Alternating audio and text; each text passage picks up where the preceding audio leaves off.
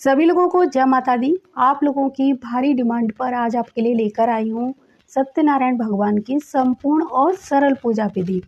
वैसे तो सत्यनारायण भगवान की जो कथा है वो दो तरह से आप घर में कर सकते हैं, एक पंडित जी द्वारा, एक स्वयं के द्वारा।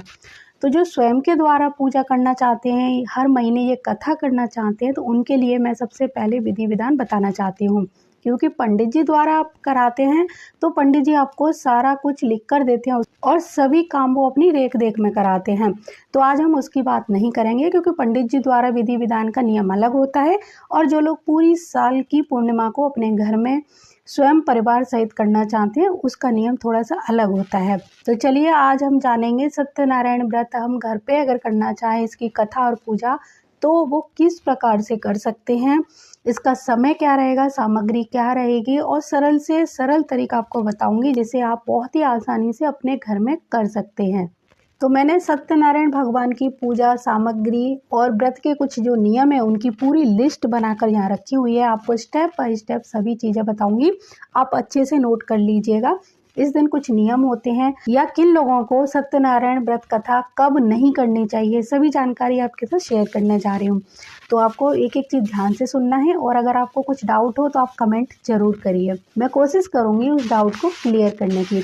सबसे पहले मैं आपको बताना चाहूँगी, जो लोग सत्यनारायण व्रत कथा अपने घर में करना चाहते हैं तो वो लोग हर महीने की पूर्णिमा से कर सकते हैं। मार्गशीर्ष माह की जो पूर्णिमा है ये भी बहुत अच्छी है, आप इस दिन भी इस पूजा को शुरू कर सकते हैं। और जो लोग पूर्णिमा का व्रत शुरू करना चाहते हैं वो लोग भी इस पूर्णिमा से व्रत शुरू कर सकते हैं।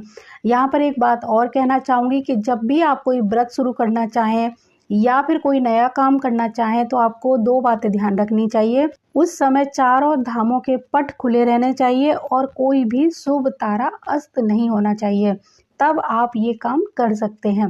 तो आप इस पूर्णिमा पर ये दोनों काम कर सकते हैं। सत्यनारायण व्रत कथा आप करना चाहते हैं वो भी करिए, व्रत उठाना चाहते हैं पूर्णिमा का वो भी उठा सकते हैं। पूर्णिमा के दिन को लेकर आपके साथ एक एक बात शेयर करूंगी जिसे समझने में आपको आसानी हो। वैसे तो सत्यनारायण भगवान की जो पूजा है वो हर पूर्णिमा को करनी चाहिए, क्योंकि ये वाला जो दिन होता है पूर्णिमा का वो सत्यनारायण भगवान को समर्पित है और उनको ये दिन बहुत ही ज्यादा प्रिय होता है। तो इस दिन सत्यनारायण व्रत करना बहुत अच्छा माना जाता है। लेकिन आपके घर में बच्चे का जन्मदिन हो या आपकी एनिवर्सरी हो तो आप तब भी ये पूजा और ये व्रत कर सकते हैं। तो जो लोग सत्यनारायण व्रत कथा शुरू करने जा रहे हैं तो उनको कुछ नियमों को पहले जानना चाहिए और उनका पालन जरूर करना चाहिए, उसके बाद आप ये पूजा शुरू कर सकते हैं। तो पहला नियम यही है कि सत्यनारायण व्रत कथा हर पूर्णिमा को की जाती है। अगर आपके घर में किसी बेटे की शादी हुई है तो आप 1 साल तक ये पूजा अपने घर में नहीं करा सकते। वहीं अगर आपके घर में किसी बेटी की शादी हुई है तो आप गंगा स्नान के साथ साथ सत्यनारायण व्रत कथा अपने घर में 1 साल के अंदर जरूर करा लें। इसके पीछे के जो लॉजिक हैं उनके बारे में फिर किसी दिन बताएंगे। आज हम सिर्फ बात करने वाले हैं सत्यनारायण व्रत कथा की। सत्यनारायण भगवान की पूजा का जो समय है वो दोपहर के बाद का अच्छा माना जाता है, लेकिन आप वर्किंग हैं, आप दोपहर बाद पूजा नहीं कर सकते तो आप ये पूजा सुबह भी कर सकते हैं। दूसरी बात ये ध्यान रखें, जब तक ये पूजा कंप्लीट ना हो जाए तब तक आप अन्न ग्रहण नहीं कर सकते। आप फलाहार ले सकते हैं, फल ले सकते हैं, फलों का जूस ले सकते हैं, लेकिन इस पूजा के बाद आप अन्न ग्रहण कर सकते हैं। सत्यनारायण भगवान की पूजा में जो प्रसाद रखते हैं उसमें सवाई का विशेष महत्व होता है, यानी कि 1.25 किलो, 1.25 सेर या फिर 1.25 मन। तो आप अगर थोड़ा सा प्रसाद बनाना चाहते हैं और कुछ लोगों को ही बुलाना चाहते हैं तो आप 1.25 कटोरी प्रसाद बना सकते हैं। कटोरी छोटी या बड़ी कोई भी ले सकते हैं, जितने लोग आपके यहाँ पर आने वाले हैं उन्हीं के हिसाब से आप प्रसाद बना सकते हैं, जिसमें से 1.25 कटोरी नाप होना चाहिए कुल प्रसाद बनाने की सामग्री का। सत्यनारायण भगवान की पूजा में पंजीरी और पंचामृत का ही भोग लगाया जाता है। इसके साथ ही साथ एक ऋतु फल आप ले सकते हैं, जैसे कि केला। केले का भोग भी इस दिन बहुत ही ज़्यादा महत्वपूर्ण माना जाता है। केले, सेब, संतरे जो भी आपको मिल जाए वो ले सकते हैं, लेकिन इसमें पंचामृत और पंजीरी का विशेष महत्व होता है।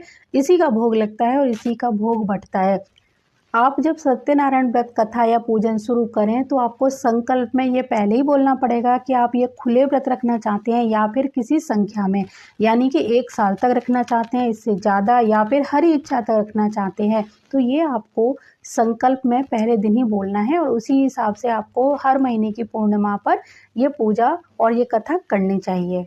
सत्यनारायण भगवान की पूजा के बारे में ऐसा कहा जाता है कि इस पूजा में जितने अधिक लोग शामिल होते हैं या जितने अधिक लोगों को इसका प्रसाद दिया जाता है, उतना ही अधिक हमें इसका लाभ प्राप्त होता है। तो आप इस पूजा में कोशिश करिए, हर पूर्णिमा को तो नहीं तो किसी पूर्णिमा को अपने दोस्तों को, पड़ोसियों को, मित्र, रिश्तेदारों को जरूर बुलाइए और हो सके तो किसी 1-2 पूर्णिमा को पंडित जी द्वारा विधि विधान से ये पूजा करवा लीजिए।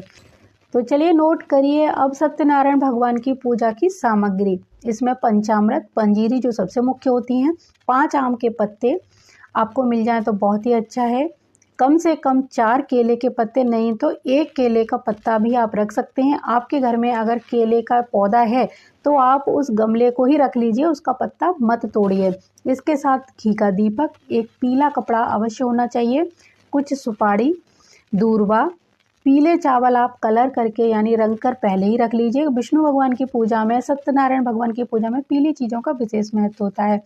आपको एक कलश रखना है, एक नारियल। यहाँ पर एक चीज़ और कहना चाहती हूँ कि जो भी पूजा सामग्री है वो आप हर बार की पूजा में इसको दोबारा यूज कर सकते हैं। ऐसा मत समझिए कि बहुत ज़्यादा कुछ बताने जा रही हूँ, ये चीज़ें आप दोबारा भी यूज कर सकते हैं।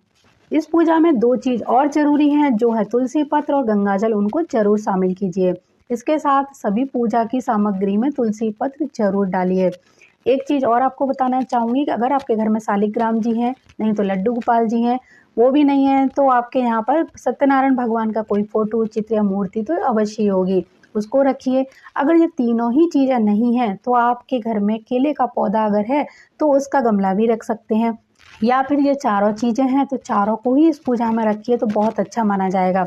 मैं आपको इस पूजा के 2 तरीके बताऊंगी। जिन लोगों के पास समय अच्छा है, घर में रहते हैं और वो इसको विधि विधान से करना चाहते हैं तो वो पहला तरीका आजमा सकते हैं। जिन लोगों के पास बिल्कुल भी समय नहीं है, समय की कमी है या फिर वर्किंग है, तो वो दूसरे तरीके से पूजा कर सकते हैं। दोनों ही तरीके अच्छे हैं, दोनों का ही फल मिलता है, केवल हमें अपनी भावना, भक्ति और श्रद्धा देनी होती है। तो दोनों तरीके में से जो भी सही लगे आप उस तरीके से सत्यनारायण भगवान की कथा और पूजा कर सकते हैं। तो सबसे पहले जानते हैं इसका पहला तरीका। इसके लिए आपको एक लकड़ी की चौकी लेनी है, उस पर पीला कपड़ा बिछाना है, चावलों का आसन देकर कलश स्थापना करनी है। कलश में जो 5 चीज़ें डालते हैं वो आपको डालनी है, जैसे कि नवरात्रों में। उसके ऊपर आम के पत्ते रखने हैं और एक नारियल रखना है। चौकी पर फिर से चावलों का आसन देकर भगवान सत्यनारायण की जो चित्र, मूर्ति, तस्वीर है उसको रखिए। अगर वो नहीं है तो लड्डू गोपाल जी या शालिग्राम जी हैं तो उनको स्नान कराकर उनको भी उसी चौकी पर स्थापित करना है। आपको एक दीपक जलाना है जो घी का होना चाहिए। इसके साथ ही साथ पूजा की सभी सामग्री जैसे कि भोग है, फल है, जो भी आपको बताया गया है वो सभी चीज़ें आप उसी चौकी के आसपास या उसके ऊपर रख लीजिए। पूजा शुरू करने से पहले आपको अपने हाथ में थोड़ा सा जल लेकर पूजा का संकल्प जरूर लेना चाहिए। आप जानते हैं जो दूसरा सरल तरीका है जिसमें बहुत ज़्यादा विधि विधान की आवश्यकता नहीं होती, तो आपको एक केले का पत्ता लेना है, उसको अपने पूजा घर में ही यानी मंदिर में ही स्थापित करना है। उसके ऊपर भगवान कृष्ण की कोई भी तस्वीर, मूर्ति, लड्डू गोपाल जी, शालिग्राम जी, इन सभी में से जो हो उनको रखिए, उनका पूजन करिए, उनको स्नान कराकर और घी का दीपक जलाकर डायरेक्ट इस कथा को पढ़िए। तो आप इस तरह से भी कर सकते हैं सत्यनारायण भगवान की पूजा। सत्यनारायण व्रत कथा पढ़ने से पहले आपको अपने हाथों में थोड़े से चावल अवश्य रखने चाहिए। दूसरी बात ये ध्यान रखें, पूजा समाप्त होने के बाद क्षमा याचना जरूर करें। इस पूजा में जो भी भूल चूक हुई हो उसकी माफ़ी हमें जरूर मांगनी चाहिए। तीसरी बात ये ध्यान रखें कि प्रसाद सभी को बांटने के बाद ही स्वयं ग्रहण करना है और उसके बाद ही आपको भोजन करना है। इस व्रत की कथा का वीडियो अलग से मैं दूंगी, तो आप उस वीडियो में उनकी जो 5 कथाएं होती हैं उसका पूरा वीडियो आपको मिलेगा, उसको भी सुन सकते हैं। आप चाहो तो किताब जो मार्केट से आती है उसको मंगा कर भी पढ़ सकते हैं। तो जो भी आपको सही लगे वो करिए। इस पूजा में भगवान विष्णु का जो सबसे प्रिय शंख होता है उसको बजाना अच्छा माना जाता है। तो शंख ध्वनि हर कथा के बाद, यानी 5 कथाएं होंगी तो उसके बाद शंख जरूर बजाएं, अगर आपके घर में है तो। नहीं है तो कोई बात नहीं, नारायण का थोड़ा सा कीर्तन भी कर सकते हैं। बहुत आनंद आता है, बहुत ही ज़्यादा अच्छी पूजा है, आपको बहुत ही ऊर्जावान बनाएगी, आपके अंदर ऊर्जा का संचार होगा। यकीन मानिए आपकी कोई भी मनोकामना हो, रुके हुए आपके कोई भी कार्य हो, आप संकल्प लेके ये पूजा शुरू तो करिए। काम आपका ना बने ऐसा तो हो ही नहीं सकता है। इस पूजा के चमत्कार मैंने तो बचपन से देखे हैं, लेकिन अब आप भी देखेंगे। एक बार शुरू करके देखिए, आप यकीन नहीं मानेंगे। आपके जो काम कभी नहीं बन रहे थे, जिसमें रोड़े अटक रहे थे, वो काम अब बनना शुरू हो जाएंगे। श्रीमन